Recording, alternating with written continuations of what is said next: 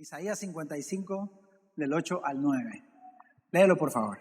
Porque mis pensamientos no son vuestros pensamientos, ni vuestros caminos mis caminos, dijo Jehová.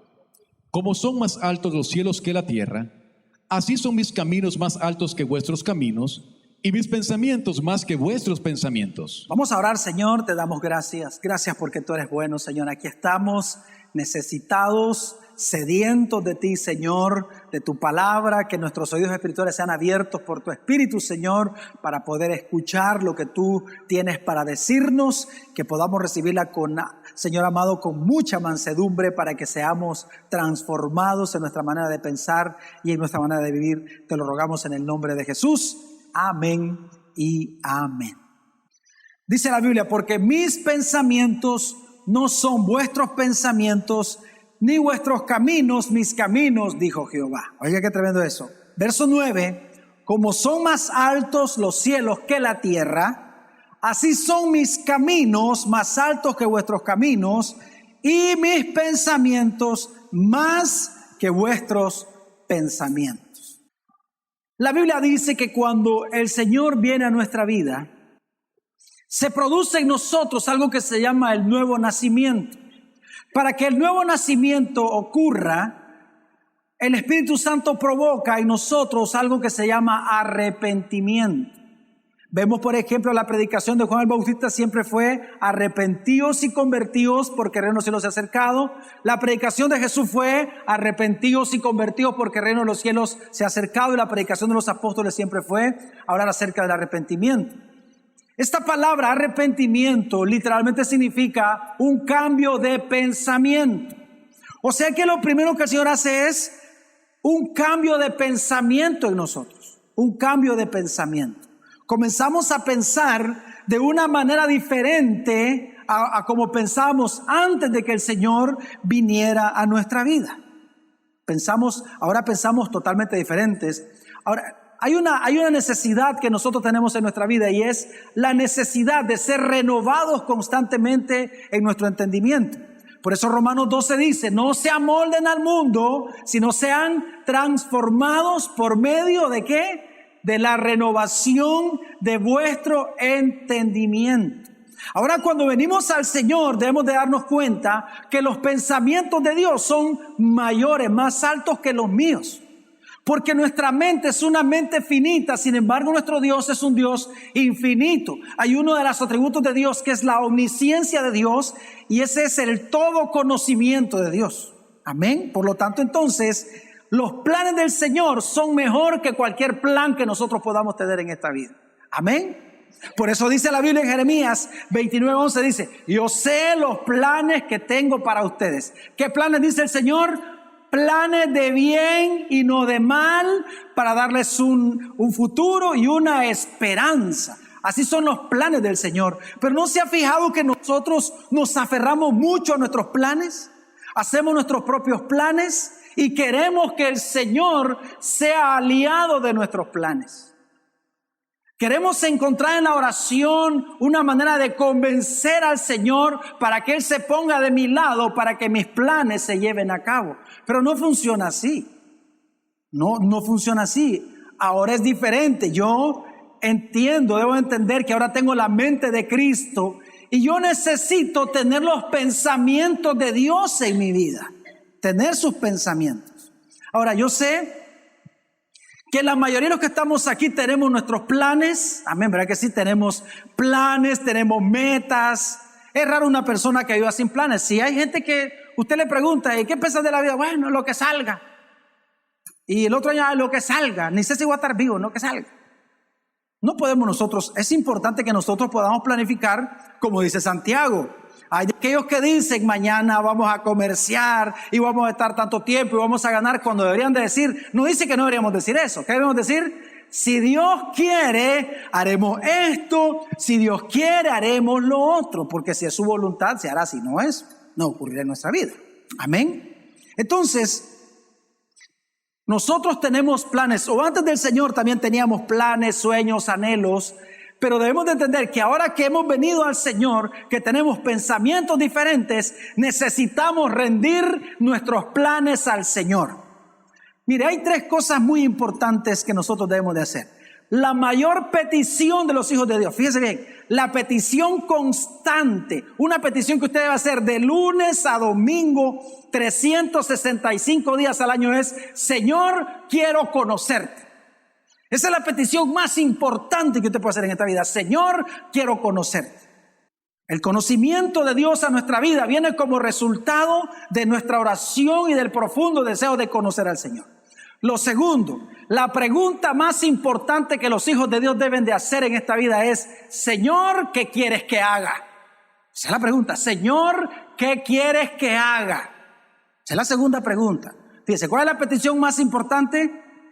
Señor, quiero conocerte. Revélate a mi vida. Lo segundo es la pregunta más importante de hacerle al Señor: Señor, dime qué quieres que haga. Y número 3, el más grande deseo de los hijos de Dios tiene que ser cada día ser como Cristo. Sí, Señor, yo anhelo ser como Cristo. No como Pablo, no como Pedro, no como Juan. Como Cristo. ¿Cuántos anhelan ser como Cristo? Ese tiene que ser el más profundo deseo del corazón de los hijos de Dios. Entonces, cuando yo veo de esa manera, me doy cuenta que mis planes, o sea, los planes que yo tengo basados en mis propios deseos, muchas veces son planes egoístas, y yo necesito aprender a pensar como Dios piensa. Mire, lo verdadero maravilloso en esta vida es que cuando el Señor nos encuentra, Él nos abre los ojos y nos muestra que los planes que Él tiene para nosotros son totalmente diferentes a los nuestros, pero son planes maravillosos. Amén. ¿Cuántos creen que Dios tiene planes gloriosos? Por ejemplo, usted vea la vida de Abraham.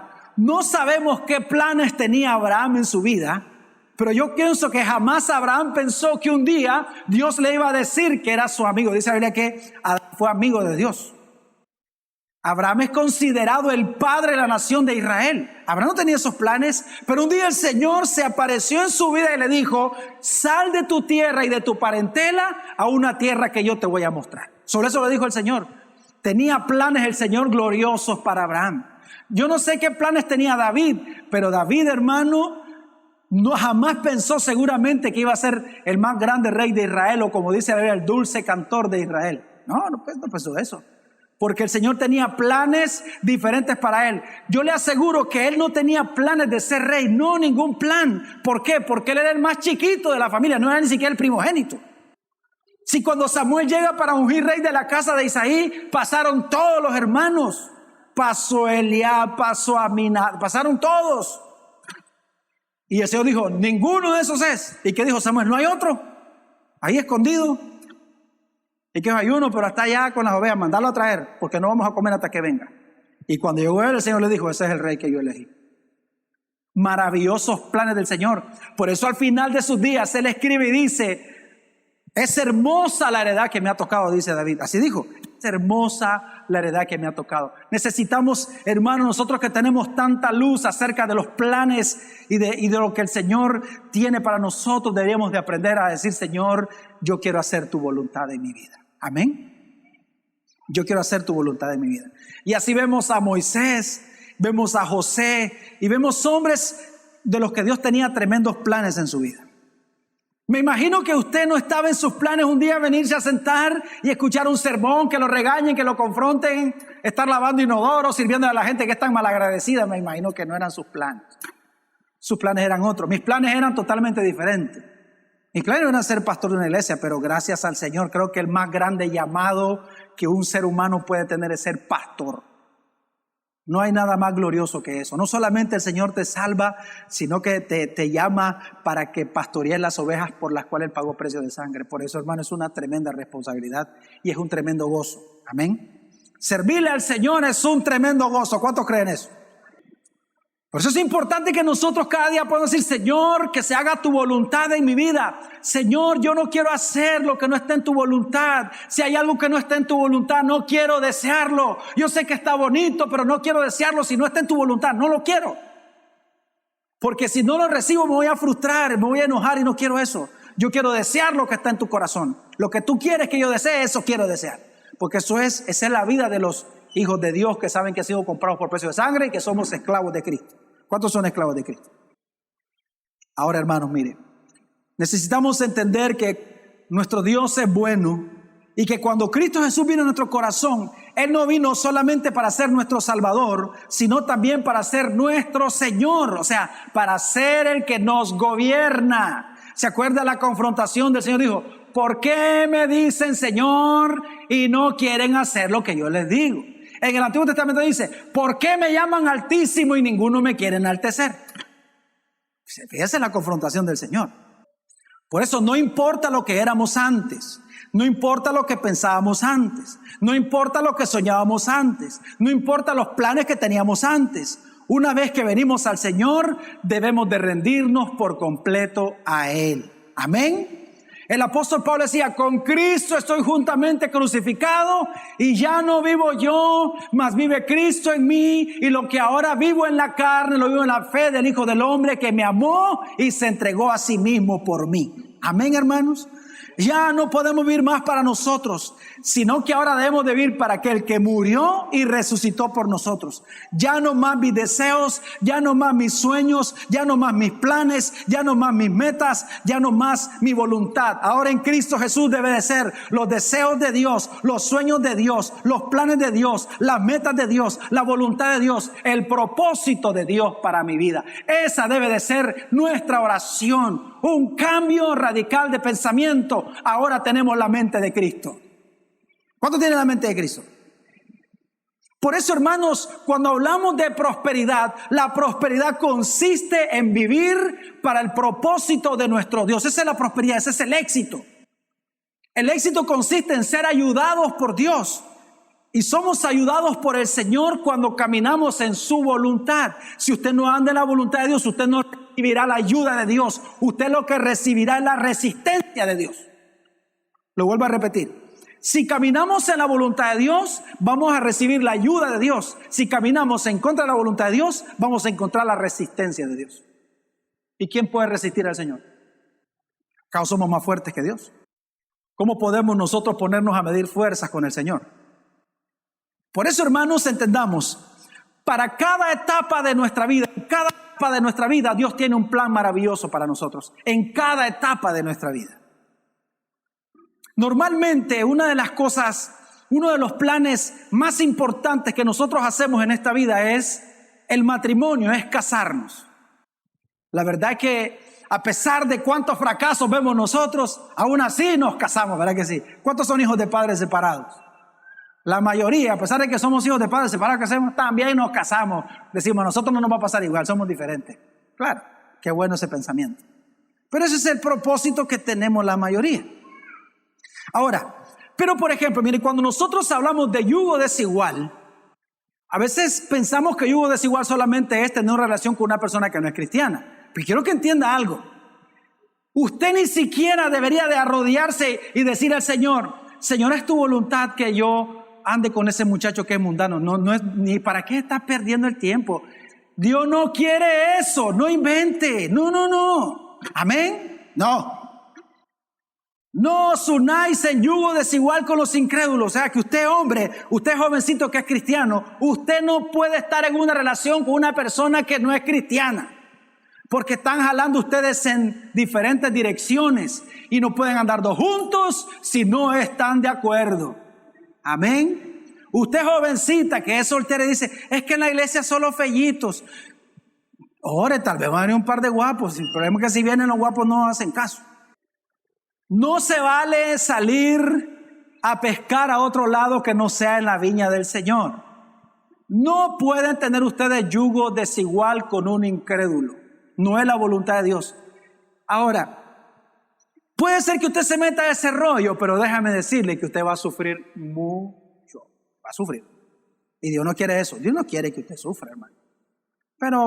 Pero para obedecer tenemos que sufrir, entonces bueno. Ahora, ¿por qué se separan los matrimonios? Mire, cuando damos consejería matrimoniales a las personas que se van a casar, una de las cosas que yo les pregunto es, ¿cuáles son tus planes? Al marido, ¿cuáles son tus planes? ¿Cuáles son tus planes? Porque fíjate lo que pasa, por ejemplo, Hay algunos hombres que dicen, no, yo quiero casarme y quiero que mi esposa esté en mi casa, yo voy a trabajar, yo voy a salir, voy a trabajar y voy a proveer para mi casa y a mi esposa la voy a tener como una reina. Pero hay mujeres que no quieren ser reinas, quieren trabajar. Entonces, ¿qué sucede? La mujer tiene sus propios planes. Entonces sus planes es salir de la casa, ir a trabajar y hallar a su esposo. Entonces, cuando comienza en el matrimonio hay un gran choque, hay una diferencia. Entonces, ¿qué ocurre? Nos encontramos dos personas con planes diferentes y entonces comenzamos una batalla. Comenzamos una batalla, ¿por qué? Porque tenemos planes diferentes. Eso es lo glorioso del Señor. Lo glorioso del Señor es que cuando venimos a Él ya no es los planes de la esposa ni los planes del esposo, sino el plan de Dios y el propósito de Dios. Entonces ya la mujer no tiene que renunciar a sus planes por causa de su marido, ni el hombre tiene que renunciar a sus planes por causa de la mujer, sino que ahora renuncian a sus planes por causa de aquel que los amó y murió en la cruz por ellos, por amor al Señor. Porque todo lo que hacemos nosotros lo hacemos ¿por qué? Por amor al Señor. Sobran las mujeres y los hombres que al final de sus tiempos, como renunciaron a sus sueños, dicen después, por tu culpa renuncié a esto, por tu culpa renuncié a otro, y al fin terminamos separados. Y ahora ya soy viejo, ya no puedo comenzar mis sueños de nuevo. Por eso es que en el Señor estas cosas se terminan, porque ahora nosotros vivimos conforme a los planes del Señor y como matrimonio preguntamos, Señor, ¿qué querés que nosotros hagamos con nuestro matrimonio? Amén. Entonces, ¿qué es lo que ocurre con muchos matrimonios? Muchos matrimonios, su propósito es hacer dinero. Entonces vamos a tener una casa, vamos a comprar un carro, vamos a hacer esto, vamos a hacer lo otro, vamos a hacer aquí y un montón de cosas. Ahora, ¿eso es malo? Claro que no. No es malo. Es importante que no confundamos nosotros contentamiento con conformismo, porque el conformismo tiene que ver con pereza. No queremos esforzarnos. Ay, vamos a ver qué pasa. No. Uno tiene que tener contentamiento, pero si uno puede estar mejor, tiene que anhelarlo. Amén, hermanos. El apóstol Pablo, cuando habla a los esclavos, dice: ustedes que son esclavos, no se preocupen, vivan tranquilos, pero si pueden hacerse libres, procúrenlo más. ¿Ves que así dice la Biblia? No le dijo, quédense esclavos, ahí muéranse como esclavos. No, si ustedes pueden hacerse libres, procúrenlo más, si hay la oportunidad de que ustedes salgan libres. Entonces, qué bueno esos planes, pero le voy a decir algo, hermano, mire. Nunca en el plan del Señor estuvo darle a un hombre o a una mujer para que sean socios de negocios. No, señores, no es así. Dice la Biblia que el propósito de Dios era darle al hombre una ayuda, ¿una qué? A ver, ¿qué son las esposas? ¿Son qué? Ayudas y no son socias de negocio. Miren lo que pasa. Ahora, no quiero que me malentienda. Yo no estoy en contra de que una mujer trabaje.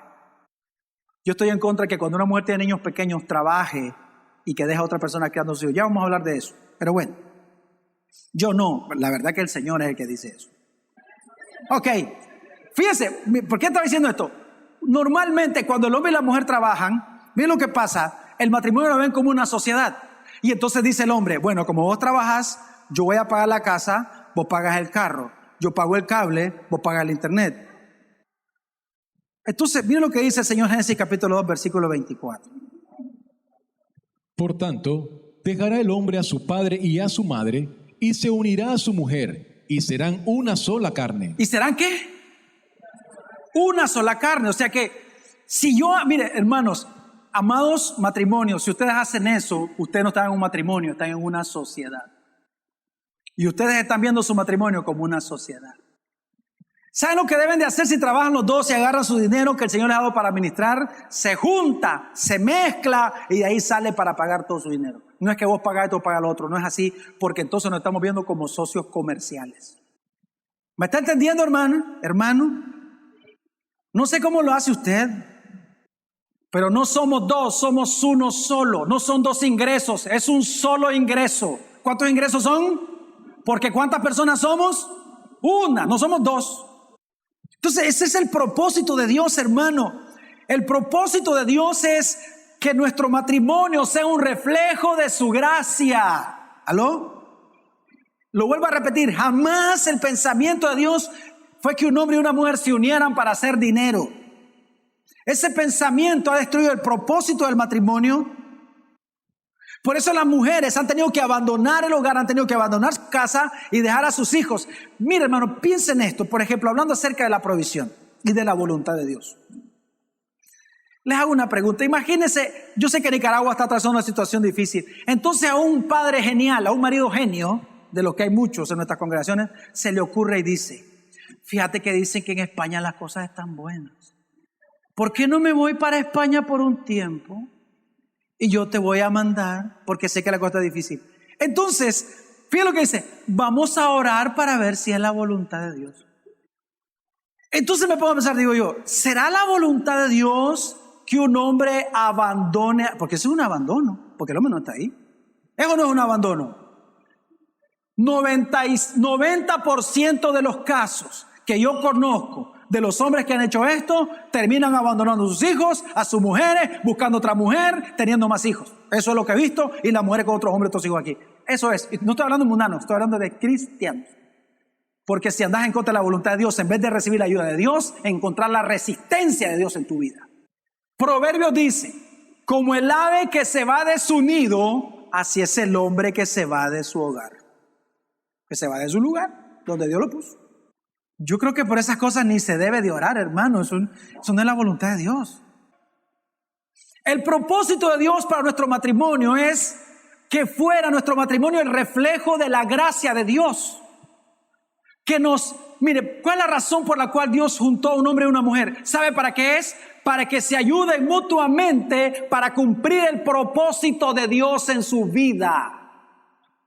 Para cumplir el propósito de Dios. Por eso dice Eclesiastés, ay del que está solo, porque cuando caiga, ¿quién lo levante? Cuando tenga frío, ¿quién lo calienta? Y así es en nuestra vida espiritual. Necesitamos ayudarnos mutuamente, confrontarnos, ayudarnos a vivir en el propósito de Dios. De repente a la mujer como que se le pelan los cables y el hombre le mete freno. De repente al hombre se le pela y la mujer le mete freno. Ayudas. Para eso estamos, para cuidarnos. Amén, para cuidarnos. No para hacer dinero, para cuidarnos, para ser el reflejo de la gracia de Dios, para que las personas puedan ver al Señor obrando en nuestro matrimonio. Hay miles de matrimonios que tienen casa, carro, pero viven, hermanos, en situaciones terribles en su vida, en pleitos, en cuántas cosas viven en su vida.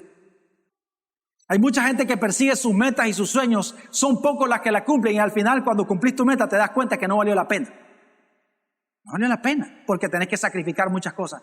Porque para tener esas cosas y nuestra propia fuerza, hermanos, los hijos de Dios, tenemos que sacrificar muchas cosas. Por eso todo lo que uno va a hacer en esta vida tiene su tiempo. Por eso el propósito de Dios tiene que ver con las etapas de nuestra vida. Miren lo que pasa, por ejemplo, una mujer que no estudió cuando era joven, cuando tenía que estudiar, porque ahorita los chavos lo que hay que hacer es que estudien, ¿verdad? Amén. Ahora, no quiero que me malentiendan, no estoy diciendo que es pecado si usted está estudiando. Lo que quiero decir es que cuando yo hago algo fuera de su tiempo, voy a tener que sacrificar a alguien. Entonces, si un hombre estudia hasta ahora, va a tener que sacrificar el tiempo con su esposa, porque después de trabajar, va a estudiar. Entonces sale por la mañana, llega hasta por la noche a la casa, a la mujer la mira como a las 9 y ya llega cansado. Trabajar y estudiar es una cosa terrible. ¿Cuántos han trabajado y estudiado? Una cosa horrorosa. Hay que tener, hermanos, pero mucho carácter para poder hacer eso. Entonces significa que alguien va a tener que ser sacrificado. Y saben muchas veces a quién sacrificamos también, al Señor. Sacrificamos nuestro servicio, sacrificamos nuestro tiempo con Dios. ¿Por qué? Porque es que yo tengo que terminar y tengo que hacer lo que no hice cuando debía de hacerlo. Hermanos, quiero que me entiendan. No lo estoy acusando ni le estoy diciendo que es un pecador desgraciado. Lo que estoy diciendo es que usted está sacrificando algo y usted lo sabe.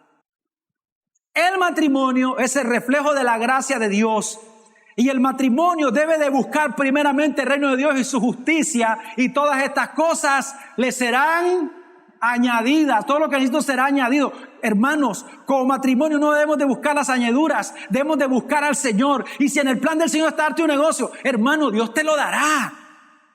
Amén. Y si en el plan del Señor está darte un carro, Dios te lo va a dar sin andarte matando. Si esto no es que me voy a matar, ¿cómo va a ser así? No. No estamos llamados para comer pan de dolores. Estamos llamados para depender del Señor. Y qué glorioso es cuando no dependo solo. Tengo una mujer que me respalda en oración. Tengo una mujer que me respalda con su sabiduría. Tengo un hombre que me guía con su sabiduría. Qué glorioso es eso. Esa es la voluntad de Dios. Amén. Para tu matrimonio. Por eso, hermanos, el hombre no puede estar en un mejor estado que casado. ¿Y uno quiere estar soltero? Nah, casado. Una pregunta, hermano. ¿Es su matrimonio un reflejo de la gracia de Dios? Fíjese, de la gracia abundante de Dios, que no solamente tiene que ver con cosas, porque la gracia de Dios también tiene que ver con cosas materiales, claro. Pero lo más glorioso de la gracia del Señor va mucho más allá de cosas materiales. Es que hay gozo, es que hay paz, es que son un matrimonio feliz. Hermanos, ¿no cree usted que Dios le dio una mujer para que seas miserable? No, no. No puede pensar usted, mujer, que Dios le dio, dijo el Señor, me cae mal esta mujer, le voy a dar a este hombre. No, no, el Señor nos dio una esposa para que seamos felices. Dice la Biblia, gózate con la mujer de tu juventud. Yo me imagino que también al hombre, a la mujer, mujer, gózate con el hombre de tu juventud. Disfrútenlo. Amén.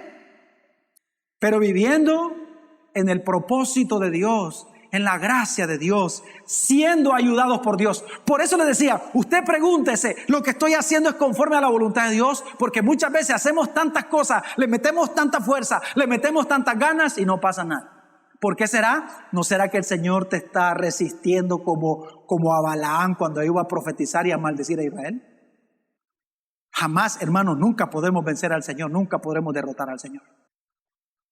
En mi matrimonio yo debo de buscar el reino de Dios y su justicia, y todo lo demás me será añadido. Todo lo demás que está en los planes del Señor, y los planes de Dios son mejores que los nuestros. Amén, hermanos.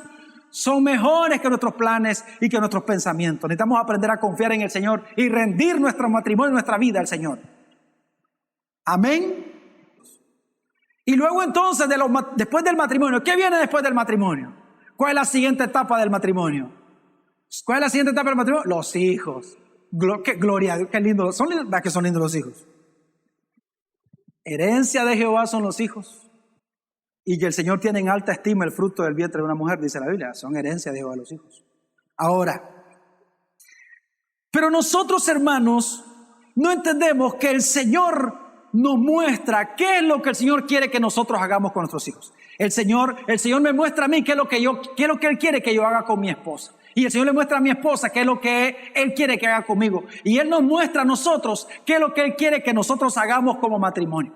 Entonces, cuando vienen los hijos, el Señor nos muestra y nos da la razón por la cual el Señor nos da hijos. Hermanos, ¿usted se ha fijado que hay gente que sus hijos crecen 15, 16, 17 y lo que le dan es dolor de cabeza a los padres, es llanto? Eso no es el propósito de Dios. Ese no es el plan de Dios. ¿Cuál es el problema? El problema es que nosotros hacemos lo que no es correcto delante de Dios. Entonces, ¿qué hacemos nosotros como padres? ¿Educamos a nuestros hijos? ¿Nuestro deseo es que sean profesionales? ¿Eso es malo? No, es bueno. Claro que es bueno. Usted no puede aceptar que su hijo ya no va a seguir estudiando. ¿Cómo que no? Vaya a estudiar. Me voy a tomar un sabático. ¿Qué es sabático? Si te quedas un sábado, todos los sábados te voy a pegar un garrotazo. Te voy a dar tu sabático yo. No puede haber sabático, tienen que estudiar, amén, ¿verdad? Hay que mandarlo a estudiar y que terminen su carrera, eso es bueno. Y si usted puede pagar la mejor universidad, pues páguesela. Todo eso es bueno, todo eso es glorioso. Y fíjense, no estoy diciendo que sea pecado ni que sea malo, pero debemos de entender que hay un propósito mayor, un propósito más sublime por el cual Dios nos ha dado hijos. ¿Y sabe para qué es? Para que les enseñemos a amar al Señor. Le voy a decir algo, hermano. La mayor tristeza de este tiempo es ver un montón de padres abandonados por sus hijos. ¿Usted los ve en los semáforos? ¿Ve un montón de gente pidiendo en las calles? Padres que han sido abandonados por sus hijos. Pero déjeme decirle algo, hermano.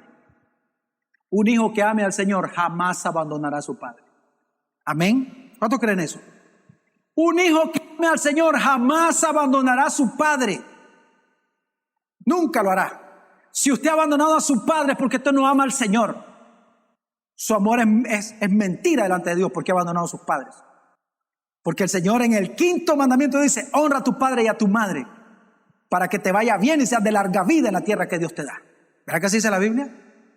Pero mire lo que pasa. Conozco yo padres que formaron hijos profesionales, doctores, abogados. ¿Y sabe cómo muere esa gente? Mueren solos. Porque su más grande esfuerzo fue enseñarle a sus hijos a ser grandes profesionales, a ser una eminencia en lo que hacían, pero nunca le enseñaron lo que el Señor quiere que enseñemos. Deuteronomio capítulo 6, versículo 4 al versículo 9. Oye Israel, Jehová nuestro Dios, Jehová uno es. Y amarás a Jehová tu Dios de todo tu corazón y de toda tu alma y con todas tus fuerzas. Y estas palabras que yo te mando hoy estarán sobre tu corazón, y las repetirás a tus hijos, y hablarás de ellas estando en tu casa, y andando por el camino, y al acostarte, y cuando te levantes. Y las atarás como una señal en tu mano, y estarán como frontales entre tus ojos, y las escribirás en los postes de tu casa y en tus puertas. Un escriba le preguntó al Señor, Señor, ¿cuál es el más grande mandamiento? ¿Cuál fue la respuesta del Señor? Amarás al Señor tu Dios de todo tu corazón, de toda tu mente y con todas tus fuerzas. Ese es el más grande mandamiento que puede haber en las Escrituras. Aquí se resume la ley y los profetas. Pero miren lo que dice el verso 6. Y estas palabras que yo te mando hoy, ¿cómo dice? ¿Cómo dice? ¿Estarán dónde? En tu corazón. ¿En el corazón de quién? En el corazón de los padres. Y mire el verso 7 dice, y las repetirás a tus hijos y hablarás de ellas estando en tu casa y andando por el camino y al acostarte y cuando te levantes.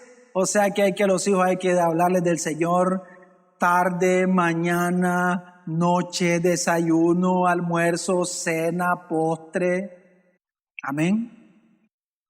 El propósito de Dios en darnos hijos a nosotros es que nosotros les enseñemos a amarlo a Él. Imagínense qué tremendo. Usted tiene 4 hijos y usted le enseña a amar al Señor a sus hijos. Qué glorioso es eso, hermano. 4 hijos suyos amando al Señor.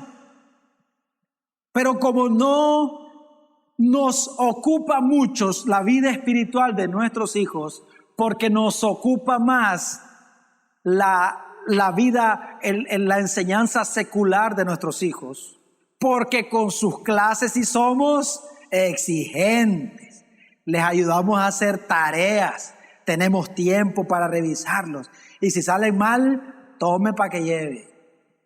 ¿A qué así somos? Somos estrictos en las clases de nuestros hijos, en la escuela de nuestros hijos, invertimos tiempo en la educación de nuestros hijos. Claro, ¿eso es malo? Claro que no, eso es buenísimo. Pero hay un propósito mayor. Y es que usted, qué bueno que haga eso. Esa es la mía normal que un padre camina. ¿Cuál es mi mía normal? Enseñarle a mis hijas a que estudien, a que sean responsables, a que sean profesionales. Ese siempre fue mi deseo. Yo dije, mis hijas todas serán profesionales. Y le doy gracias a Dios que de las 6 que tengo, ya 5 son profesionales. Me falta una que ya está en primer año de universidad. ¿Cómo ha hecho el Señor? No sé. Pero el Señor lo ha hecho. Pero lo voy a decir de esta forma, ese es lo más fácil. Porque lo más complicado es caminar la otra mía. ¿Y cuál es la otra mía? Enseñarle a nuestros hijos a amar al Señor. Entender como padre que la responsabilidad espiritual con mis hijos es mía y no se la puedo delegar a nadie. Amén. Porque Dios decidió que yo fuera la autoridad que Dios delegó sobre mis hijas. Por lo tanto, la persona con mayor autoridad se supone para enseñar a mis hijas soy yo. Pero mira lo que pasa con muchos cristianos, predicadores cristianos, pastores cristianos, buenos a predicar afuera, a ganar almas, a aconsejar, y sus hijos perdidos. Desgraciadamente somos candil de la calle, oscuridad de la casa. Y entonces los padres, ¿qué es lo que hacen? Traen a los hijos y los llevan al reino y le delegan a los maestros del reino la responsabilidad espiritual. No, ellos no son responsables por la vida espiritual de sus hijos. Es usted que es el papá y usted que es la mamá. Somos responsables por la vida espiritual de nuestros hijos. Amén. Y usted es el que debe de enseñar la palabra de Dios a sus hijos. Pero entendamos, hermanos, si a veces ni nosotros como padres abrimos la Biblia, ¿qué le vamos a enseñar a nuestros hijos? Claro, por eso cuando los hijos crecen, ¿sabe qué es lo que hay? Es un gran dolor de cabeza. Por eso oiga este versículo, Proverbios capítulo 22, versículo 6, muy conocido por nosotros. Instruye al niño en el camino correcto, y aún en su vejez no lo abandonará. ¿Oyó eso? Instruye al niño en el camino correcto. ¿Y cómo sigue diciendo? Y aún en su vejez no lo abandonará.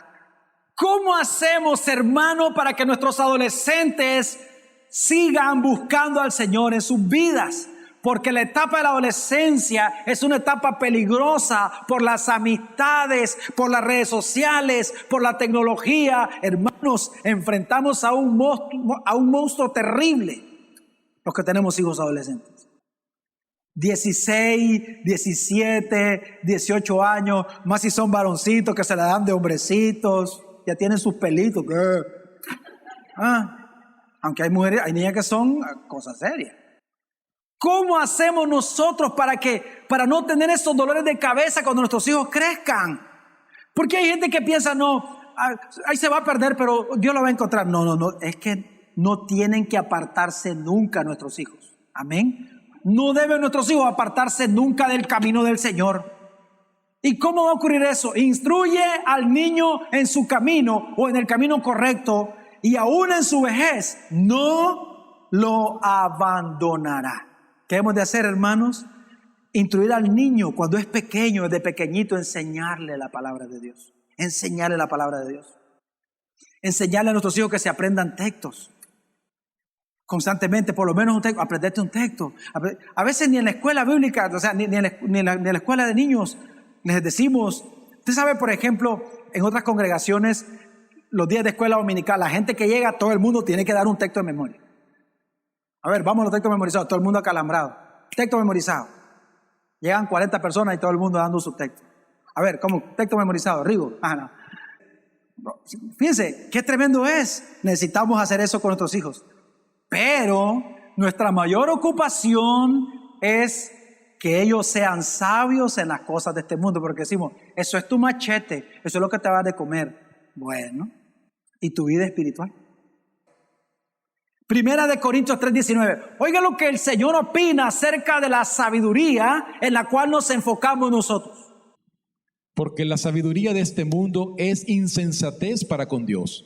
Pues escrito está, Él prende a los sabios en la astucia de ellos. ¿Cómo comienza este versículo? Porque la sabiduría de este mundo es insensatez para con Dios. ¿Qué es la sabiduría de este mundo? Insensatez para con Dios. Porque la sabiduría de este mundo lo que hace es alejarnos de Dios. Ahora oiga Santiago 3:15 lo que dice. Porque esta sabiduría no es la que desciende de lo alto, sino terrenal, animal, diabólica. Porque esta sabiduría, como dijo Santiago, no es la que desciende de lo alto, sino ¿cómo es la sabiduría de esta tierra? Terrenal, animal, ¿y qué más? Y diabólica. Si es que lo que nuestros hijos aprenden son las ciencias de este mundo, y las ciencias de este mundo están diseñadas para darle gloria a Satanás, seamos claros. ¿Y en qué nos enfocamos nosotros? Nos enfocamos en que ellos sean sabios en las cosas de este mundo. Por eso cuando crecen, se apartan del Señor. Por eso cuando llegan a viejos, terminamos nosotros solos como padres. Nos abandonan los hijos. ¿Por qué? Porque no le enseñamos a nuestros hijos a amar al Señor. Mire, ya es tarde, pero bueno, todavía me falta la mitad, así que aquí lo vamos a dejar. Pero quiero decirle algo, mire. Lástima a los solteros, venía con ustedes, pero bueno. Mire, hermano, es triste cómo nosotros tenemos tanto, pero tanto enfoque en las cosas de esta tierra. Pero si nosotros nos preguntamos, decimos, hermano, ¿qué se va a llevar usted a esta tierra? ¿Qué dice usted? No me va a llevar nada. Pero si no nos vamos a llevar nada, ¿por qué estamos tan enfocados en las cosas de esta tierra? ¿Por qué nuestros pensamientos y nuestra vida gira tanto en torno a las cosas de esta vida? ¿Por qué? ¿Por qué nos cuesta comprometernos con Dios? ¿Por qué nos cuesta entender que no nos pertenecemos a nosotros mismos, sino que le pertenecemos al Señor? Y que todo lo que tenemos es de Dios y solo somos administradores. Nos cuesta entender esas cosas. Que el dinero no es mío, que el dinero de quién es de Dios y voy a dar cuenta. Que mi esposa es del Señor y Él me la dio a mí para que yo fuera mayordomo y para que yo fuera su líder y le enseñara a hacer las cosas primeramente por medio de ser un modelo de amor y de temor delante de Dios. Pero insistimos tanto en las cosas de este mundo. Ya me acordé del versículo de Corintios, con el que comencé, donde dice, el amor nunca deja de ser, ¿verdad que se dice?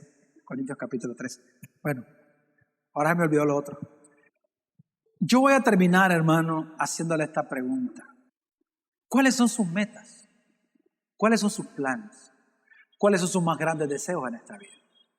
Y muchas veces nos damos cuenta que como que no somos en nada diferente a lo que quiere la gente de este mundo. Por ejemplo, cuando usted le dice al Señor, Señor, que me aumenten el salario, ¿para qué dice eso usted? ¿Cuál es la razón? ¿Verdad que normalmente decimos eso para gastar más en nosotros? Normalmente. Es para nuestros deleites, normalmente. Por eso Santiago, ustedes piden y no reciben porque piden mal. No dice, Señor, dame más para poder bendecir a mis hermanos, dame más para poder ayudar más en mi congregación. O sea, no estoy generalizando, pero la mayoría es así. Pedimos solo ¿para quién? Para nosotros. Y si somos en el matrimonio, Señor, dame una esposa, porque estamos pensando para que supla mis necesidades de hombre demandante que soy. Y la mujer también piensa lo mismo. Entonces, hermanos, nos hemos vuelto tan egoístas, pero necesitamos, hermanos, que el Señor transforme nuestro pensamiento y nos lleve a nosotros a vivir de una manera diferente. Miren, por ejemplo, en el caso de los solteros, solo voy a decirles esto. Ninguna persona en una congregación debería tener más compromiso que aquellos que son solteros. ¿Sabe por qué? Porque el soltero no tiene obstáculos para servirle al Señor. No tiene que estar pensando, mi marido se va a enojar si llego tarde. No sé qué, no. Porque las que están casadas, dice el apóstol Pablo, están para complacer al mundo, o sea, para complacer a su marido. Y el hombre también. Pero las que están solteros y las que están solteras son las que deberían tener un mayor compromiso. Pero ¿se han fijado que hay poco compromiso en los jóvenes de la iglesia? Ahorita todo este mes ha sido un mes de que los jóvenes adolescentes están sirviendo en la iglesia. El resultado de que los viernes se están congregando los adolescentes. Y hay muchos padres que tienen adolescentes que no se congregan. ¿Qué se queda haciendo su hijo en la casa? Viendo televisión, con el teléfono, en las redes sociales. Nada bueno se queda haciendo. Pero como también hay que traerlo, entonces no, más complicado. Pero si fuera otra cosa, llevarlos a la escuela de danza, si fuera que vayan a aprender taekwondo, si fuera que vayan a aprender inglés, ahí sí, hay tiempo. ¿Se da cuenta? Así vivimos. Así, ni más ni menos es como nosotros vivimos. Olvidando que hemos sido comprados por precio de sangre y no nos pertenecemos. Vamos a orar esta mañana, Padre.